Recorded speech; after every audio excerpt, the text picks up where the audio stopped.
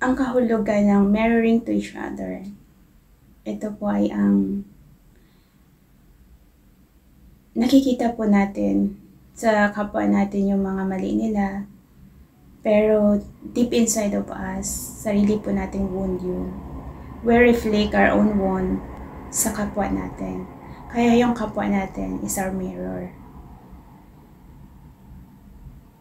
Hindi lang po sa twin flame ang mirroring each other, but tayo, kahit normal na tao po tayo, kahit wala po tayo sa twin flame, yun po ang kahulugan ng mirroring each other.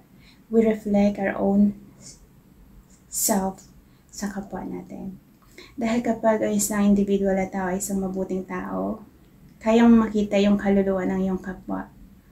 Dahil hindi mo titingnan siya sa panlabas, kundi titingnan mo siya sa puso niya. Na kahit anong ipinapakita niya in this physical world, but through your eyes, makikita mo na andun ang kabutihan sa kanya. Dahil mas nakikita mo yung kabutihan sa kanya na hindi pa niya nakikita. Kung bakit yung nare-reflect mo yung kung ano yung sa loobin mo, kung yung ano sa puso mo, nakikita mo sa kapwa mo. So that is your own reflection. Pero once na makita mo ay hindi maganda sa kapwa mo, ibig sabihin po, yan po yung nakatago na wounds sa sarili natin, na nangangailangan po siya ng realization sa sarili natin para magkaroon po siya ng proper healing and cleansing sa sarili natin to let go that the wound, para ma-release mo yung negative na event na yon. Proper healing and cleansing. Maki-cleansing mo po yon by doing forgiveness sa buhay natin. Dahil po, doon nga sa repentance, ang salitang repentance kasi is kumbaga, complete formula on how to do a proper way of forgiveness.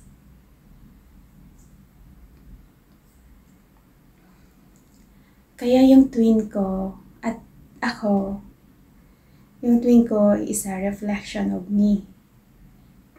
He represents a physical body and I represent the inner soul. Nire-reflect niya sa akin yung mga wounds niya, yung mga nakaraan sa kanya na hindi niya matanggap, yung mga taong nanakit sa kanya, nireflect niya yun sa akin. Iniisip niya na ako ay kagaya din ng mga tao na nakilala niya dati.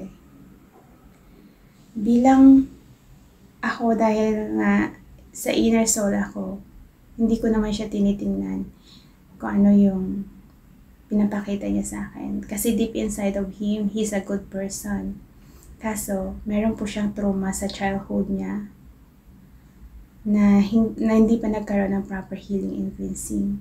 Kung bakit tinulungan ko siya sana na makita niya yun. Pero instead na makita niya yun, yung worth niya sa sarili niya, nagtumakbo siya. Kasi a person na hindi niya makita yung worth niya, ay hindi niya rin makikita yung worth mo.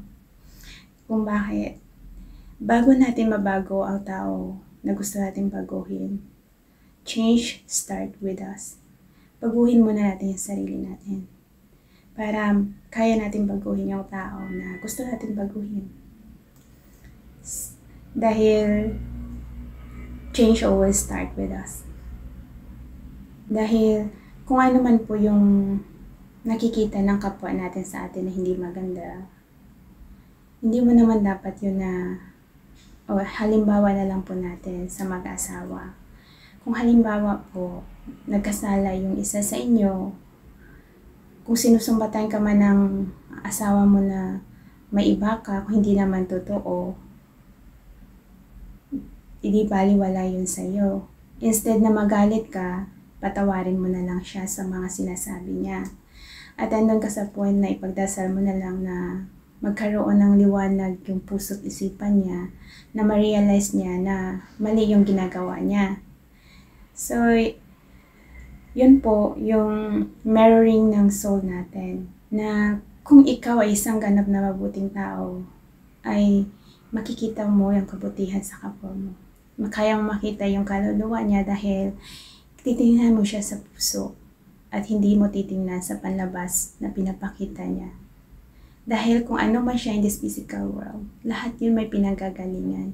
Meron tayong different experience in life na meron po tayo trauma sa buhay. Kaya self-realization po yung kinakailangan po natin para maitama po yung mga mali natin. Para mai-align natin yung physical na katawan natin sa soul level natin. Dahil sa puso natin, yun yung connection natin sa soul natin. Kaya bakit kung puso ang pinapaera, lahat talaga kabutihan.